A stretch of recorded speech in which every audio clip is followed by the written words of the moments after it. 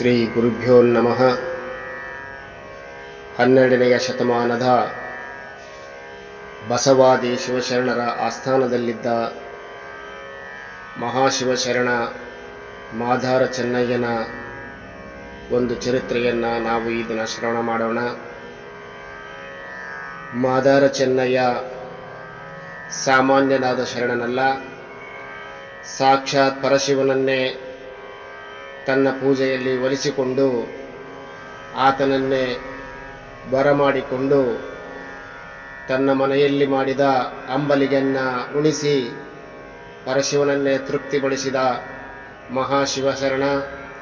ಅಂತಹ ಶರಣರ ಚರಿತ್ರೆಯನ್ನು ನಾವು ಈ ದಿನ ಕೇಳೋಣ.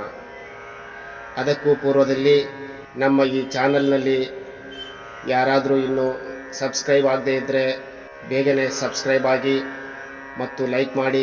ಇಲ್ಲಿ ಬರ್ತಕ್ಕಂಥ ಕಥೆಗಳನ್ನು ಬೇರೆಯವರಿಗೂ ನೀವು ಶೇರ್ ಮಾಡೋದ್ರಿಂದ ಅವರಿಗೂ ಕೂಡ ಈ ಕಥೆಗಳು ತಿಳಿದುಕೊಳ್ಳಲಿಕ್ಕೆ ಬಹಳಷ್ಟು ಅನುಕೂಲವಾಗ್ತದೆ. ಅದರಿಂದ ಶೇರ್ ಮಾಡಿ ಮತ್ತು ಸಬ್ಸ್ಕ್ರೈಬ್ ಮಾಡಿ. ನಿಮಗೆ ಇಷ್ಟ ಆದರೆ ಈ ಕಥೆಯನ್ನು ಲೈಕ್ ಮಾಡಿ.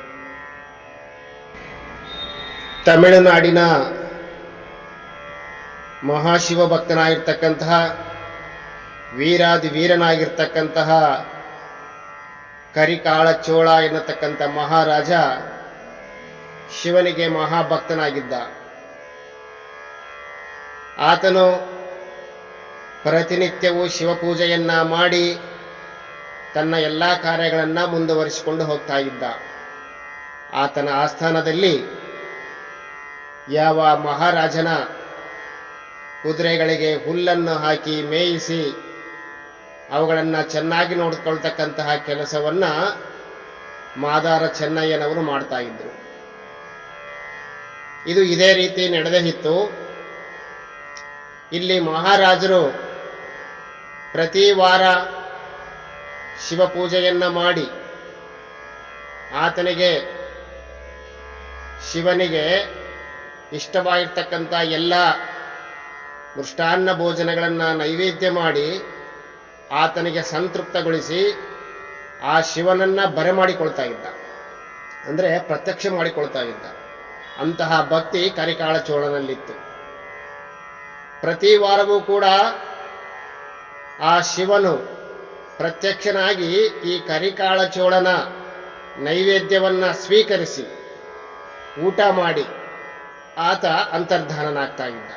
ಆಗ ಆ ಕರಿಕಾಳ ಚೋಳ ಆನಂದಭರಿತನಾಗಿ ತನ್ನ ಎಲ್ಲ ರಾಜಕಾರ್ಯಗಳನ್ನು ನಡೆಸಿಕೊಂಡು ಹೋಗ್ತಾ ಇದ್ದ. ಎಲ್ಲಿ? ತಮಿಳುನಾಡಿನಲ್ಲಿ. ಇದೇ ರೀತಿ ನಡೆದಾಯಿತು. ಆದರೆ ಕೆಲವು ದಿನಗಳಿಂದ ಕರಿಕಾಳ ಚೋಳನ ಪೂಜೆಯಲ್ಲಿ ವಿಶೇಷವಾಗಿರ್ತಕ್ಕಂಥ ಮೃಷ್ಟಾನ್ನ ಭೋಜನಗಳನ್ನು ಮಾಡಿ ವೈಭವೋಪೇತವಾಗಿರ್ತಕ್ಕಂಥ ಶಿವಲಿಂಗ ಪೂಜೆಯನ್ನ ಮಾಡಿ ಆತನಿಗೆ ನೈವೇದ್ಯ ಮಾಡಿದಾಗ ಶಿವನು ಪ್ರತ್ಯಕ್ಷನಾಗಿ ಊಟವನ್ನು ಮಾಡಿ ಹೋಗ್ತಾ ಇರಲಿಲ್ಲ. ಕೆಲವು ದಿನಗಳ ಪರ್ಯಂತರವಾಗಿ ಹೀಗೆ ನಡೆದು ಹೋಯಿತು. ಆಗ ಕರಿಕಾಳ ಚೋಳನಿಗೆ ಒಂದು ಸಂಶಯ ಆಯಿತು. ಯಾಕೆ ಶಿವ ತನ್ನ ಪೂಜೆಯಲ್ಲಿ ಒಲಿದು ಬಂದು ನೈವೇದ್ಯವನ್ನು ಸ್ವೀಕರಿಸ್ತಾ ಇಲ್ಲ? ಬಹಳ ದಿನಗಳೇ ಆದವು, ಯಾಕೆ ಹೀಗಾಯಿತು? ನನ್ನ ಭಕ್ತಿಯಲ್ಲಿ ಏನಾದರೂ ಲೋಪವಾಗಿರಬಹುದಾ ಅಂತೇಳಿ ತನ್ನ ಮನಸ್ಸಿನಲ್ಲಿ ಅಂದ್ಕೊಂಡಾತ. ಈ ರೀತಿಯಾಗಿರಬೇಕಾದ್ರೆ ಆತನಲ್ಲಿ ಒಂದು ಚಿಂತೆಯೇ ಆಯಿತು, ಶಿವ ಒಲಿಮೆಯಾಗಲಿಲ್ಲ ಅಂತೇಳಿ. ಯಾಕೆ ಶಿವ ಆತನಿಗೆ ಒಲಿಮೆಯಾಗಲಿಲ್ಲ ಅಂತಂದ್ರೆ ಕರಿಕಾಳ ಚೋಳನ ಮನಸ್ಸಿನಲ್ಲಿ ಒಂದು ಭಾವನೆ ಮೂಡಿತ್ತು. ಎಂತಹ ಭಾವನೆ ಅಂತಂದ್ರೆ, ನಾನು ಶಿವನನ್ನೇ ಪೂಜೆ ಮಾಡಿಸಿ ಆತನನ್ನ ಒಲಿಸಿ ಆತನನ್ನೇ ತೃಪ್ತಿಪಡಿಸ್ತಾ ಇದ್ದೇನೆ, ನನ್ನಂತ ಶಿವಭಕ್ತ ಯಾರೂ ಇಲ್ಲ ಅನ್ನತಕ್ಕಂತಹ ಒಂದು ಭಾವನೆ ಒಳಗಡೆ ಸ್ವಲ್ಪವಾಗಿ ಮೂಡಿತ್ತು. ಆದ್ದರಿಂದ ಆ ಪರಶಿವ ಈತನ ಪೂಜೆಗೆ ಬರಲಿಲ್ಲ. ಅದರ ಬಗ್ಗೆ ಕರಿಕಾಳ ಚೋಳನಿಗೆ ಯಾವುದೂ ತಿಳಿದೇ ಇರಲಿಲ್ಲ. ಮತ್ತೊಂದು ದಿನ ವಿಶೇಷವಾದ ಪೂಜೆಯನ್ನ ಮಾಡಿ ಇವತ್ತಿನ ದಿನ ಹೇಗಾದರೂ ಮಾಡಿ ಆ ಶಿವನನ್ನ ಬರಮಾಡಿಕೊಂಡು ನಾನು ನೈವೇದ್ಯವನ್ನ ಆತನಿಗೆ ಉಣಿಸಿ ತೃಪ್ತಿಪಡಿಸಲೇಬೇಕು ಅಂತೇಳಿ ಆ ಕರಿಕಾಳ ಚೋಳ ಆ ಶಿವಲಿಂಗಕ್ಕೆ ವಿಶೇಷವಾಗಿರ್ತಕ್ಕಂತಹ ಅಭಿಷೇಕ ಪೂಜೆಗಳನ್ನ ಮಾಡಿದ. ಎಲ್ಲವನ್ನ ಮಾಡಿ ಆರತಿಯನ್ನ ಮಾಡಿ ಮೃಷ್ಟಾನ್ನ ಭೋಜನವನ್ನ ಆತನ ಮುಂದೆ ಇಟ್ಟು ಸ್ವಲ್ಪ ಸರಿದುಕೊಳ್ತಾ ಇದ್ದಾಗ ಹಿಂದೆ ಸರಿತಿದ್ದ. ಸ್ವಲ್ಪ ಹಿಂದೆ ಸರಿದಾಗ ಯಥಾ ಪ್ರಕಾರ ಆ ಶಿವ ಬಂದು ಆ ಪ್ರಸಾದವನ್ನ ಸೇವನೆ ಮಾಡ್ತಾ ಇದ್ನಲ್ಲ, ಇವತ್ತು ಕೂಡ ಆ ಶಿವ ಬರಲೇ ಇಲ್ಲ. ಆಗ ಕರಿಕಾಳ ಚೋಳನಿಗೆ ಬಹಳಷ್ಟು ಸಂಶಯ ಆಯಿತು, ಬಹಳಷ್ಟು ವ್ಯಾಕುಲತೆ ಉಂಟಾಯಿತು. ಏನಾಗಿದೆ ಇವತ್ತು ಕೂಡ ಬರ್ತಾ ಇಲ್ಲ, ಬಹಳ ದಿನದಿಂದ ಶಿವನು ಬರ್ತಾನೇ ಇಲ್ಲ, ನನ್ನ ಪ್ರಸಾದವನ್ನ ಸ್ವೀಕರಿಸ್ತಾ ಇಲ್ಲ ಅಂದ್ರೆ ನನ್ನಲ್ಲೇ ಏನು ಲೋಪದೋಷವಾಗಿದೆ, ಶಿವನಿಗೆ ಲೋಪದೋಷ ಮಾಡಿರ್ತಕ್ಕಂತಹ ನಾನು, ಶಿವನಿಗೆ ತೃಪ್ತಿಪಡಿಸದೇ ಇರ್ತಕ್ಕಂಥ ನಾನು ಇದ್ರೆಷ್ಟು ಬಿದ್ರೆಷ್ಟು, ನಾನು ಹೇಗಾದ್ರೂ ಮಾಡಿ ಶಿವನೇ ಬರಲೇ ಇಲ್ವಲ್ಲ ಅಂತೇಳಿ ಆ ಕರಿಕಾಳ ಚೋಳ ನೀನು ಇವತ್ತು ಬರಲೇಬೇಕು, ನೀನು ಬರದೇ ಹೋದ್ರೆ ಇವತ್ತು ನನ್ನ ಶಿರವನ್ನು ನಿನಗೆ ಅರ್ಪಿಸ್ತೀನಿ ಅಂತೇಳಿ ತನ್ನಲ್ಲಿರ್ತಕ್ಕಂಥ ಖಡ್ಗದಿಂದ ತನ್ನ ಶಿರವನ್ನೇ ಕತ್ತರಿಸಿಕೊಳ್ಳಕ್ಕೆ ಹೋಗ್ತಾ ಇದ್ದಾನೆ. ಯಾರು? ಕರಿಕಾಳ ಚೋಳ. ಮಹಾಶಿವಭಕ್ತನೇ ಆಗಿದ್ದ ಆತ. ಇದನ್ನ ಗಮನಿಸಿರ್ತಕ್ಕಂತಹ ಪರಮಾತ್ಮ ಈತನನ್ನ ನೋಡಿ ಥಟ್ಟನೆ ಪ್ರತ್ಯಕ್ಷವಾಗಿ ಆತನ ಕೈ ಹಿಡಿದ. ಖಡ್ಗವನ್ನು ಹಿಡಿದು ಶಿರವನ್ನು ಕೊಯ್ಕೊಳ್ತಾ ಇದ್ನಲ್ಲ, ಆ ಕೈಯನ್ನ ಹಿಡಿತಾನೆ. ಯಾವಾಗ ಹಿಡಿದ ತಕ್ಷಣ ಯಾಕಪ್ಪ ಏನ್ ಮಾಡಿಕೊಳ್ತಾ ಇದ್ದಿ ಈ ಚೋಳ ಅಂತ ಕೇಳಿದಾಗ ಪರಮಾತ್ಮ ಕೊನೆಗೂ ಬಂದೆಯಾ, ಆನಂದವಾಯ್ತಪ್ಪ ನನಗೆ ಅಂತೇಳಿ ಹೇಳಿ, ನೀನು ಯಾಕೆ ಬಹಳ ದಿನಗಳಿಂದ ನನ್ನ ಪೂಜೆಗೆ ನೀನು ಭಾಗವಹಿಸ್ತಾ ಇಲ್ಲ, ನೀನು ಬರ್ತಾ ಇಲ್ಲ, ನೀನು ನೈವೇದ್ಯವನ್ನ ಸ್ವೀಕಾರ ಮಾಡ್ತಾ ಇಲ್ಲ, ಊಟವನ್ನ ಮಾಡ್ತಾ ಇಲ್ಲ, ನನ್ನಲ್ಲಿ ಏನು ತಪ್ಪಾಗಿದೆ, ಏನು ಅಪರಾಧವಾಗಿದೆ, ದಯವಿಟ್ಟು ನನ್ನ ಅಪರಾಧವೇನಾಗಿದ್ದರೂ ಮನ್ನಿಸಬೇಕು, ನನಗೆ ಈ ರೀತಿಯಾಗಿ ಪರೀಕ್ಷೆ ಮಾಡಬೇಡ ಅಂತಂದೇಳಿ ಆ ಕರಿಕಾಳ ಚೋಳ ಯಾವ ಪರಶಿವನನ್ನ ಕೇಳಿಕೊಳ್ತಾನೆ. ಆಗ ಪರಶಿವ ಹೇಳ್ತಾನೆ, ಚೋಳ, ನಿನ್ನ ಪೂಜೆಯಲ್ಲಿ ಯಾವುದೇ ಲೋಪವಾಗಿಲ್ಲ, ನಿನ್ನ ಪೂಜೆಯಲ್ಲಿ ಯಾವುದೇ ರೀತಿಯ ದೋಷವೂ ಆಗಿಲ್ಲ.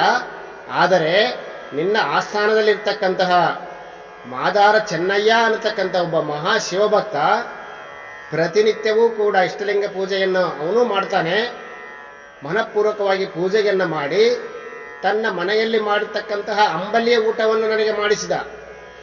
ಆತನ ಅಂಬಲಿ ಬಹಳಷ್ಟು ರುಚಿಯಾಗಿತ್ತಪ್ಪ, ಆದ್ದರಿಂದ ಆತನ ಅಂಬಲಿಯನ್ನೇ ಉಂಡು ಹೊಟ್ಟೆ ತುಂಬಿಸಿಕೊಂಡು ಹೋಗಿ ಬಿಡ್ತಾ ಇದ್ದೆ ನಾನು, ಆದ್ದರಿಂದ ಇಲ್ಲಿ ಬರೋಕೆ ಆಗಲಿಲ್ಲ ಅಂತ ಹೇಳಿದ. ಹೌದಾ ಅಂತೇಳಿ ಆ ಕರಿಕಾಳ ಚೋಳನಿಗೆ ಬಹಳಷ್ಟು ಆಶ್ಚರ್ಯವಾಯಿತು. ಹೌದೇ, ಆಗಲಿ, ಆದ್ರೆ ಇವತ್ತಾದ್ರೂ ಈ ನೈವೇದ್ಯವನ್ನ ಸ್ವೀಕರಿಸಪ್ಪ ಅಂತ ಹೇಳ್ತಾನೆ. ಯಾರು? ಕರಿಕಾಳ ಚೋಳ. ಆಗ ಶಿವ ಹೇಳ್ತಾನೆ, ಇಲ್ಲಪ್ಪ, ಈಗ ತಾನೇ ಆ ಮಾದಾರ ಚೆನ್ನಯ್ಯನ ಮನೆಯಲ್ಲಿ ಅಂಬಲಿಯನ್ನ ಬಹಳ ಹೊಟ್ಟೆ ತುಂಬ ಊಟ ಮಾಡಿ ಬಂದು ಬಿಟ್ಟಿದ್ದೀನಿ, ಬಹಳ ತೃಪ್ತನಾಗಿ ಬಿಟ್ಟಿದ್ದೀನಿ, ಇವತ್ತಾಗೋದಿಲ್ಲ, ನಾಳೆ ಬಂದು ಊಟ ಮಾಡ್ತೀನಿ ಅಂತ ಹೇಳ್ತಾನೆ. ಆ ರೀತಿ ಹೇಳಿ ಆ ಶಿವ ಮಾಯವಾಗಿ ಹೋಗ್ತಾನೆ. ಇವಾಗ ಶಿವ ತನ್ನ ನೈವೇದ್ಯವನ್ನ ಸ್ವೀಕಾರ ಮಾಡಲಿಲ್ಲ ಅಂತೇಳಿ ಬಹಳಷ್ಟು ಬೇಜಾರುಗೊಂಡಿರ್ತಕ್ಕಂತಹ ಆ ಕರಿಕಾಳ ಚೋಳ ಆಶ್ಚರ್ಯಚಕಿತನಾಗಿ ಆ ಶಿವಲಿಂಗಕ್ಕೆ ನಮಸ್ಕಾರ ಮಾಡಿ ಹೊರಗಡೆ ಬರ್ತಾನೆ. ತನ್ನ ರಾಜ ಆಸ್ಥಾನದಲ್ಲಿ ಬಂದು ನಾನು ಎಂತಹ ತಪ್ಪನ್ನ ಮಾಡಿದೆ, ನನ್ನ ಆಸ್ಥಾನದಲ್ಲೇ ಇರ್ತಕ್ಕಂತಹ ಮಾದಾರ ಚೆನ್ನಯ್ಯ ಎನ್ನುವಂತಹ ಒಬ್ಬ ಶಿವಭಕ್ತ, ಅವನು ಸಾಕ್ಷಾತ್ ಪರಶಿವನನ್ನೇ ತನ್ನ ಗುಡಿಸಿಲಿನಲ್ಲಿ ಒಲಿಸಿಕೊಂಡು ಆತನಿಗೆ ತಾನೇ ಮಾಡಿದ ಅಂಬಲಿಯನ್ನ ನೈವೇದ್ಯ ಮಾಡಿ ತೃಪ್ತಿಪಡಿಸ್ತಕ್ಕಂತಹ ಮಹಾಶಿವಭಕ್ತನನ್ನೇ ನನ್ನ ಆಸ್ಥಾನದಲ್ಲಿ ಇಟ್ಟುಕೊಂಡು ನಾನು ಆತನನ್ನು ಇಷ್ಟು ದಿನಗಳ ಪರ್ಯಂತರವಾಗಿ ಗಮನಿಸಲೇ ಇಲ್ಲವಲ್ಲ, ನಾನು ಎಂತಹ ತಪ್ಪು ಮಾಡಿದೆ, ನಾನು ಅಂತಹ ಶಿವಭಕ್ತನನ್ನ ಗಮನಿಸಬೇಕಾಗಿತ್ತು, ನಾನು ಈಗಲೇ ಹೋಗಿ ಆತನನ್ನ ಸನ್ಮಾನಿಸಬೇಕು ಅಂತೇಳಿ ಆಲೋಚನೆ ಮಾಡಿ ತನ್ನ ರಾಜ ಪರಿವಾರದ ಸಮೇತವಾಗಿ ಯಾವ ಮಾದಾರ ಚೆನ್ನಯ್ಯ ಇದ್ನಲ್ಲ ಆ ಸ್ಥಾನಕ್ಕೆ ಹೋಗ್ತಾ ಇದ್ದಾನೆ.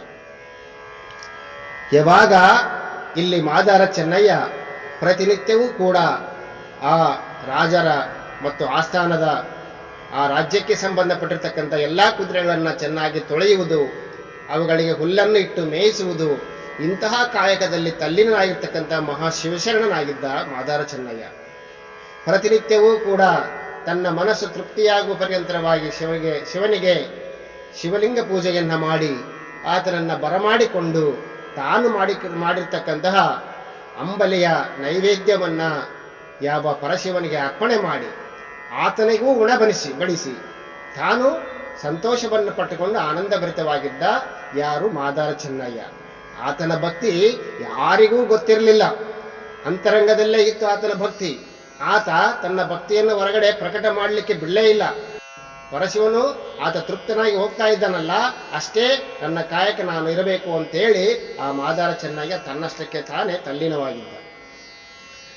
ಇದನ್ನ ತಿಳಿದಿರ್ತಕ್ಕಂತಹ ಆ ಕರಿಕಾಳ ಚೋಳ ತನ್ನ ರಾಜಪರಿವಾರದ ಸಮೇತವಾಗಿ ನೇರವಾಗಿ ಆ ಕುದುರೆಗಳನ್ನ ಮೇಯಿಸ್ತಾ ಇರ್ತಕ್ಕಂತಹ ಮಾದಾರ ಚೆನ್ನಯ್ಯ ಇರ್ತಕ್ಕಂತಹ ಅವರ ಒಂದು ಕೇರಿಗೆ ಓಡಿ ಬರ್ತಾ ಇದ್ದಾನೆ.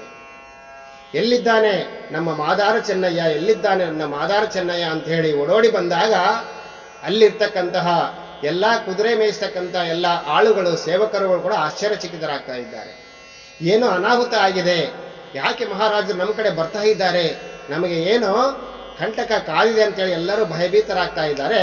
ಆದರೆ ಈ ಮಹಾರಾಜ ಕರಿಕಾಳ ಚೋಳ ಅವರನ್ನೆಲ್ಲ ಕೇಳ್ಕೊಂತ ಎಲ್ಲಿದ್ದಾನೆ ನನ್ನ ಮಾದಾರ ಚೆನ್ನಯ್ಯ ಅಂತ ಹೇಳಿ ಓಡೋಡಿ ಯಾವ ಮಾದಾರ ಚೆನ್ನಯ್ಯನ ಮನೆಗೆ ಬರ್ತಾನೆ. ಆತ ಗುಡಿಸಲಿನೊಳಗೆ ಬಾಗಿಲು ಹಾಕಿಕೊಂಡಿದ್ದ. ಚೆನ್ನಯ್ಯ, ಮಾದಾರ ಚೆನ್ನಯ್ಯ, ಮಾದಾರ ಚೆನ್ನಯ್ಯ ಅಂತೇಳಿ 3 ಸಲ ಕೂಗ್ತಾನೆ. ಯಾರು? ಕರಿಕಾಳ ಚೋಳ. ಕೂಗಿದ ತಕ್ಷಣ ಅಯ್ಯೋ ಪ್ರಭುಗಳೇ ಬಂದಿದ್ದಾರೆ ಅಂತೇಳಿ ಆ ಧ್ವನಿಯನ್ನ ಗುರುತು ಹಿಡಿದು ಆತ ಬಾಗಿಲನ್ನು ತೆಗೆದು, ಮಹಾಪ್ರಭು ಏನು ತಾವು ಇಲ್ಲಿಗೆ ಬಂದಿದ್ದೀರಿ, ನನ್ನಿಂದ ಏನು ಅಪರಾಧವಾಯಿತು, ನೀವೇ ಕರೆಸಿದರೆ ನಾನೇ ಅಲ್ಲಿಗೆ ಬರ್ತಾ ಇದ್ನಲ್ಲ ಅಂತೇಳಿ ಮಾದಾರ ಚೆನ್ನ ಹೇಳಿದಾಗ, ನೀನು ಮಹಾಮಹಿಮನಿದ್ದೀಯಪ್ಪ, ಸಾಕ್ಷಾತ್ ಪರಮಾತ್ಮನಿಗೆ ನಿನ್ನ ಮನೆಯ ಅಂಬಲಿಯನ್ನ ಊಟ ಮಾಡಿಸಿ ಆತನನ್ನು ತೃಪ್ತಪಡಿಸಿರ್ತಕ್ಕಂಥ ಮಹಾಶಿವಭಕ್ತ ನೀನಾಗಿದ್ದೀಯಾ, ನಿನ್ನನ್ನು ನನ್ನ ಮನೆಗೆ ಕರೆಸಿಕೊಳ್ಳುವುದೇ ಅಪರಾಧವಾಯಿತು. ಇಂತಹ ನಿನ್ನನ್ನ ನಾನು ನನ್ನ ಆಸ್ಥಾನದ ಕುದುರೆಗಳನ್ನ ಮೇಯಿಸಲಿಕ್ಕೆ ಇಟ್ಕೊಂಡೆಲ್ಲ, ನಾನು ಅಪರಾಧಪ್ಪ, ನಾನು ನಿನ್ನಲ್ಲಿ ಕ್ಷಮಾಪಣೆ ಕೇಳಬೇಕು ಅಂತ ಹೇಳಿ ಓಡೋಡಿ ಬಂದವನೇ ಆ ಮಾದಾರ ಚೆನ್ನಯ್ಯನ ಪಾದಕ್ಕೆ ಬೀಳ್ತಾನೆ. ಇವಾಗ ಮಾದಾರ ಚೆನ್ನಯ್ಯನ ಪಾದಕ್ಕೆ ಬಿದ್ದಾಗ ಭಯಭೀತನಾಗಿರ್ತಕ್ಕಂತಹ ಮಾದಾರ ಚೆನ್ನಯ್ಯ ಭಯಭೀತನಾಗಿ ಹೇಳ್ತಾ ಇದ್ದಾನೆ, ಮಹಾಪ್ರಭು ಏನು ಮಾಡ್ತಾ ಇದ್ದೀರಿ ನೀವು, ಈ ರೀತಿ ಮಾಡಬೇಡಿ ಅಂತ ಹೇಳಿದಾಗ, ಇಲ್ಲ ನೀನು ಸುಮ್ಮನೆ ಇರಬೇಕು ಅಂತೇಳಿ ಆತನಿಗೆ ಪೂಜೆಯನ್ನ ಮಾಡಿ ಸತ್ಕಾರವನ್ನ ಮಾಡಿ ಆನಂದ ಭರಿತನಾಗಿ, ಇಲ್ಲಪ್ಪ ಚೆನ್ನಯ್ಯ ನನಗೆ ಬಹಳ ಆನಂದವಾಗ್ತಾ ಇದೆ, ನೀನು ಯಾವ ಮನೆಯಲ್ಲಿ ಅಂಬಲಿಯನ್ನ ಮಾಡಿ ಆ ದೇವಾದಿದೇವನಾಗಿರ್ತಕ್ಕಂತಹ ಪರಶಿವನಿಗೆ ತೃಪ್ತಿಪಡಿಸಿರ್ತಕ್ಕಂತಹ ವಿಚಾರ ಸಾಕ್ಷಾತ್ ಶಿವನಿಂದಲೇ ನನಗೆ ಗೊತ್ತಾಗಿದೆ. ಇಂತಹ ನೀನು ಈ ಒಂದು ಜಾಗದಲ್ಲಿ ಇರ್ತಕ್ಕಂಥವನಲ್ಲ, ನನ್ನ ಆಸ್ಥಾನದಲ್ಲಿ ವಿಶೇಷ ಸ್ಥಾನವನ್ನ ನೀನು ಪಡಿಬೇಕು ಅಂತಂದು ಹೇಳಿ ಆತನಿಗೆ ಹೇಳ್ತಾನೆ. ಆಗ ಮಾದಾರ ಚೆನ್ನ ಹೇಳ್ತಾ ಇದ್ದಾನೆ, ಬೇಡ ಪ್ರಭು, ನಾವೆಲ್ಲ ನೀವು ಹೇಳಿದ ಸೇವೆಯನ್ನ ಮಾಡ್ತಕ್ಕಂಥವ್ರನ್ನಾಗಿದ್ದೇವೆ, ನಮಗೆ ಅವು ಯಾವ ಬೇಡ, ನಾನು ಇಲ್ಲೇ ಆನಂದವಾಗಿದ್ದೇನೆ ಅಂತ ಹೇಳಿದ್ರು ಕೂಡ ಕೇಳೋದಿಲ್ಲ. ಆಗ ತನ್ನ ಆಸ್ಥಾನದಿಂದ ವಿಶೇಷವಾಗಿರ್ತಕ್ಕಂಥ ಆನೆಯನ್ನ ಕರೆಸಿ ಆ ಆನೆಯ ಮೇಲೆ ಆ ಮಾದಾರ ಚೆನ್ನಯ್ಯನನ್ನ ಕೂಡಿಸಿ ತನ್ನ ಅರಮನೆಯ ಪರ್ಯಂತರವಾಗಿ ಬಹಳ ವೈಭವೋಪೇತವಾಗಿ ಎಲ್ಲ ಪ್ರಜೆಗಳ ಸಮ್ಮುಖದಲ್ಲಿ ಯಾವ ಮಾದಾರ ಚೆನ್ನಯ್ಯನನ್ನ ಮೆರವಣಿಗೆ ಮಾಡಿಸಿ ತನ್ನ ಅರಮನೆಗೆ ಕರೆಸಿಕೊಂಡು ಹೋಗ್ತಾನೆ. ಆ ಅರಮನೆಗೆ ಕರೆಸಿಕೊಂಡು ಹೋಗಿ ವಿಶೇಷವಾಗಿ ಸತ್ಕಾರ ಮಾಡಿ ಆತನನ್ನ ಯಾವ ಕರಿಕಾಳ ಚೋಳ ಅಭಿನಂದನೆ ಮಾಡ್ತಾನೆ. ಈ ರೀತಿಯಾಗಿ ಅಭಿನಂದನೆ ಮಾಡಿ ಆತನಿಗೆ ವಿಶೇಷವಾಗಿರ್ತಕ್ಕಂಥ ಸ್ಥಾನಮಾನಗಳನ್ನ ಯಾವ ಕರಿಕಾಳ ಚೋಳ ತನ್ನ ಆಸ್ಥಾನದಲ್ಲಿ ಕೊಟ್ಟಿರ್ತಾನೆ. ಹೀಗಿರ್ಬೇಕಾದ್ರೆ ಮಾದಾರ ಚೆನ್ನಯ್ಯ ಒಂದು ದಿನ ಆಲೋಚನೆ ಮಾಡ್ತಾನೆ, ಶಿವ ಪರಮಾತ್ಮ, ಏನಪ್ಪ ನೀನು, ಏನು ನಿನ್ನ ಲೀಲೆ, ಯಾತಕ್ಕಾಗಿ ನನಗೆ ಇಂತಹ ಕಷ್ಟವನ್ನ ತಂದಿದ್ದೇಯ, ನಾನು ನನ್ನ ಗುಡಿಸಿಲಿನಲ್ಲಿ ಆರಾಮವಾಗಿದ್ದೆ, ಕ್ಷೇಮವಾಗಿ ಇದ್ದೆ, ನಿನ್ನ ಪೂಜೆಯನ್ನ ಮಾಡಿಕೊಂಡು ನಿನ್ನ ಶಿವಾನಂದದಲ್ಲಿ ನಾನು ತಲ್ಲೀನವಾಗಿದ್ದೆ. ನೀನು ಈ ಮಹಾರಾಜನಿಗೆ ನೀನು ಅಂಬಲಿ ಊಟ ಮಾಡಿದ್ದನ್ನ ಈ ಮಹಾರಾಜನಿಗೆ ಹೇಳಿ ನನ್ನನ್ನು ಈ ರೀತಿಯಾಗಿ ಹೊರಗಡೆ ಜನಗಳಿಗೆಲ್ಲ ಗೊತ್ತಾಗುವಂತೆ ನೀನು ಪ್ರಕಟ ಮಾಡಬಾರದಾಗಿತ್ತಪ್ಪ. ಈ ರೀತಿ ಪ್ರಕಟವಾದ ಮೇಲೆ ನಾನು ಯಾಕೆ ಇಲ್ಲಿರಬೇಕು, ನಾನು ಈ ಸ್ಥಾನದಲ್ಲಿ ಇರೋದಿಲ್ಲ ಅಂತೇಳಿ ಆ ಮಾದಾರ ಚೆನ್ನಯ್ಯ ಆ ಕರಿಕಾಳ ಚೋಳನ ಅರಮನೆಯನ್ನು ಬಿಟ್ಟು ಹೋಗಲು ತೀರ್ಮಾನ ಮಾಡಿರ್ತಾನೆ. ಇಲ್ಲಿ ಕರಿಕಾಳ ಚೋಳ ಬಹಳಷ್ಟು ಸಂತೋಷಭರಿತನಾಗಿ ನನ್ನ ರಾಜ್ಯದಲ್ಲಿ ಕುದುರೆಯನ್ನ ಮೇಯಿಸ್ತಕ್ಕಂತಹ ಒಬ್ಬ ಸಾಮಾನ್ಯ ಪ್ರಜೆ ಮಹಾಶಿವಭಕ್ತನಾಗಿ ಶಿವನನ್ನೇ ಒಲಿಸಿಕೊಳ್ತಕ್ಕಂತಹ ಮಹಾಭಕ್ತರಿದ್ದಾರೆ ಅಂತ ಹೇಳಿ ಎಲ್ಲರಿಗೂ ಕೂಡ ಈ ಚೆನ್ನಯ್ಯನು ಆದರ್ಶವಾಗಬೇಕು ಅಂತೇಳಿ ತನ್ನ ರಾಜ್ಯಕ್ಕೆ ಆತ ಮಾದಾರ ಚೆನ್ನಯ್ಯ ಅಂತಕ್ಕಂತಹ ಒಂದು ಹೆಸರನ್ನೇ ಇಟ್ಟು ಬಿಡ್ತಾನೆ. ಆತ ಯಾವುದೋ ಒಂದು ಗ್ರಾಮಕ್ಕೆ. ಅದೇ ಇವತ್ತಿನ ದಿನ ಮದರಾಸು ಅಂತಂದೇಳಿ ನಾವೇನು ಕರಿತಾ ಇದ್ದೀವಲ್ಲ, ಅದು ಮಾದರಸು ಅಂತಕ್ಕಂಥದ್ದು.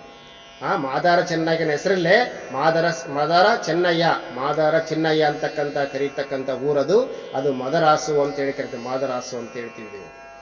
ಅದನ್ನ ಈಗ ಚಿನ್ನಯ್ಯ ಅಂತಂದೇಳಿ ಚೆನ್ನಯ್ಯ ಎಂಬ ಹೆಸರಿಂದ ಕರಿತಾ ಇದ್ದಾರೆ. ಆ ಒಂದು ಗ್ರಾಮಕ್ಕೆ ಅಂದ್ರೆ ತಮಿಳುನಾಡಿನ ರಾಜಧಾನಿಗೆ ಆ ಮಾದಾರ ಚೆನ್ನಯ್ಯನ ಹೆಸರನ್ನೇ ಇಟ್ಟು ಮೆರೆಸ್ತಕ್ಕಂತಹ ಶಿವಭಕ್ತಿಯನ್ನ ಯಾರು ಆ ಮಾದಾರ ಚೆನ್ನಯ್ಯನವರು ಮೆರೆದಿರ್ತಾರೆ. ಇಂತಹ ಶಿವಭಕ್ತಿಯನ್ನು ಕಂಡಿರ್ತಕ್ಕಂತಹ ಆ ಚೋಳ ವಿಶೇಷ ಸತ್ಕಾರವನ್ನು ಮಾಡ್ತಿರೋದು ಮಹಾಶಿವಶರಣರಾಗಿರ್ತಕ್ಕಂತಹ ಮಹಾಶಿವಭಕ್ತನಾಗಿರ್ತಕ್ಕಂತಹ ಯಾವುದೇ ಅಹಂಭಾವನೆ ಇಲ್ಲದಂತಹ ನಾನು ನನ್ನದು, ನಾನು ಮೆರೀಬೇಕು, ದೊಡ್ಡವನಾಗಿರಬೇಕು ಎನ್ನುವಂತಹ ಅಹಂಭಾವನೆ ಇರತಕ್ಕಂಥ ಮಹಾಶಿವಶರಣ ಮಾದಾರ ಚೆನ್ನಯ್ಯನ ಮನಸ್ಸಿಗೆ ಇಷ್ಟವಾಗೋದಿಲ್ಲ. ಆಗ ಆತೇನು ಮಾಡ್ತಾನೆ, ಇದೇ ರೀತಿಯಾಗಿರ್ಬೇಕಾದ್ರೆ ಕರ್ನಾಟಕದಲ್ಲಿರ್ತಕ್ಕಂತಹ ಕಲ್ಯಾಣದಲ್ಲಿರ್ತಕ್ಕಂತಹ ಬಸವಣ್ಣನ ಚರಿತ್ರೆ ಆತನಿಗೆ ಗೊತ್ತಾಗ್ತದೆ. ಮಹಾಶಿವಶರಣನಾಗಿರ್ತಕ್ಕಂತಹ ಬಸವಣ್ಣನವರಿದ್ದಾರೆ ಕಲ್ಯಾಣದಲ್ಲಿ, ಎಲ್ಲರೂ ಶಿವಭಕ್ತರಿದ್ದಾರೆ, ಅಲ್ಲಿ ಎಲ್ಲರೂ ತಮ್ಮ ತಮ್ಮ ಕಾಯಕಗಳನ್ನ ಮಾಡಿ ಆ ಶಿವನೊಲುಮೆಗೆ ಪಾತ್ರರಾಗ್ತಾ ಇದ್ದಾರೆ ಅಂತ ಹೇಳಿ ಯಾವ ರಾಜರ ಅಪ್ಪಣೆಯನ್ನ ತೆಗೆದುಕೊಂಡು ಮಾದಾರ ಚೆನ್ನಯ್ಯ ತನ್ನ ಪರಿವಾರ ಸಮೇತವಾಗಿ ನೇರವಾಗಿ ಕರ್ನಾಟಕದಲ್ಲಿರ್ತಕ್ಕಂತಹ ಬಸವಣ್ಣನ ಅನುಭವ ಮಂಟಪಕ್ಕೆ ಬರ್ತಾನೆ. ಅಲ್ಲಿ ಬಂದಾಗ ಬಸವಣ್ಣನ ಸಂದರ್ಶನ ಮಾಡ್ತಾನೆ. ಬಸವಣ್ಣನಿಗೆ ಆನಂದವಾಗ್ತದೆ. ಏನು ದೇವಾದಿದೇವನಾಗಿರ್ತಕ್ಕಂಥ ಮಹಾದೇವನನ್ನ ತೃಪ್ತಿಪಡಿಸಿರ್ತಕ್ಕಂಥ ಮಾದಾರ ಚೆನ್ನಯ್ಯನವರು ಕಲ್ಯಾಣಕ್ಕೆ ಬಂದಿದ್ದಾರೆ ಅಂದ್ರೆ ನಮ್ಮ ಕಲ್ಯಾಣವೇ ಪಾವನವಾಯಿತು ಅಂತೇಳಿ ಆ ಬಸವಣ್ಣನವರು ಅತ್ಯಂತ ಅಭಿನಂದನಾ ಪೂರ್ವಕವಾಗಿ ಅವರನ್ನ ಸ್ವಾಗತ ಮಾಡ್ತಾರೆ.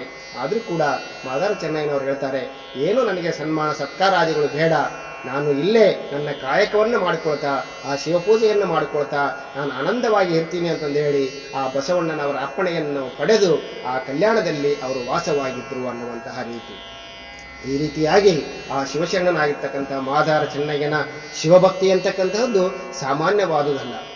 ಆತನ ಭಕ್ತಿ ಅಪ್ರತಿಮವಾಗಿರ್ತಕ್ಕಂತಹದ್ದು. ಸಾಕ್ಷಾತ್ ಶಿವನನ್ನೇ ಒಲಿಸಿಕೊಂಡು ಆತನಿಗೆ ತಾನು ಮಾಡಿರ್ತಕ್ಕಂತಹ ನೈವೇದ್ಯವನ್ನ ಅಂದರೆ ಅಂಬಲಿಗೆ ನೈವೇದ್ಯವನ್ನ ಉಣ್ಣಿಸಿ ಆತನನ್ನ ತೃಪ್ತಿಪಡಿಸಿರ್ತಕ್ಕಂಥ ಮಹಾಶಿವಭಕ್ತರು ಈ ಒಂದು ಭರತ ಭೂಮಿಯಲ್ಲಿ ಅವತಾರ ಎತ್ತಿರ್ತಕ್ಕಂತಹದ್ದು ನಿಮ್ಮೆಲ್ಲರ ಹೆಮ್ಮೆ. ಬೇಡರ ಕಣ್ಣಪ್ಪನೂ ಕೂಡ ಶಿವಲಿಂಗದ ಕಣ್ಣಿನಲ್ಲಿ ಸ್ವಲ್ಪ ಕಣ್ಣೀರಿನ ಹನಿ ಬಂದ ವಿಷಯವನ್ನ ನೋಡಿ ತನ್ನ ಕಣ್ಣನ್ನೇ ಕಿತ್ತಿ ಆ ಲಿಂಗಕ್ಕೆ ಅರ್ಪಿಸಿ ಶಿವನ ಒಲಿಂಗ ಪಾತ್ರ ಆಗಿರ್ತಕ್ಕಂತಹ ಕಣ್ಣಪ್ಪನಂತ ಶರಣರು ಮತ್ತು ಮಾದಾರ ಚೆನ್ನಯ್ಯನಂತ ಶಿವಶರಣರು ಇರೋದ್ರಿಂದಲೇ ಈ ಒಂದು ಭರತ ಭೂಮಿಯೇ ಇವತ್ತಿಗೂ ಕೂಡ ಪುಣ್ಯ ಭೂಮಿಯಾಗಿದೆ ಅನ್ನತಕ್ಕಂಥ ವಿಚಾರವನ್ನ ನಾವುಗಳೆಲ್ಲ ಅರಿಯಬೇಕಾಗಿದೆ. ಈ ಚಾನಲ್ ಅನ್ನ ನೀವು ಇದುವರೆಗೂ ಕೂಡ ಇನ್ನು ಯಾರು ಸಬ್ಸ್ಕ್ರೈಬ್ ಮಾಡದೇ ಇದ್ರೆ ಸಬ್ಸ್ಕ್ರೈಬ್ ಮಾಡ್ಕೊಳ್ರಿ. ಇಂಥ ಹೊಸ ಕಥೆಗಳನ್ನು ನಾವು ನಿಮ್ಮ ಮುಂದೆ ತರ್ತಾ ಇದ್ದೇವೆ. ಅದೇ ರೀತಿಯಾಗಿ ಶೇರ್ ಮಾಡ್ರಿ, ಬೇರೆಯವರಿಗೆ ಹಂಚ್ರಿ, ಅವರು ಕೂಡ ಕೇಳಿ. ನಿಮ್ಗೆ ಇಷ್ಟವಾಗಿದ್ರೆ ಈ ಕಥೆಯನ್ನು ಲೈಕ್ ಮಾಡಿ. ಧನ್ಯವಾದಗಳು.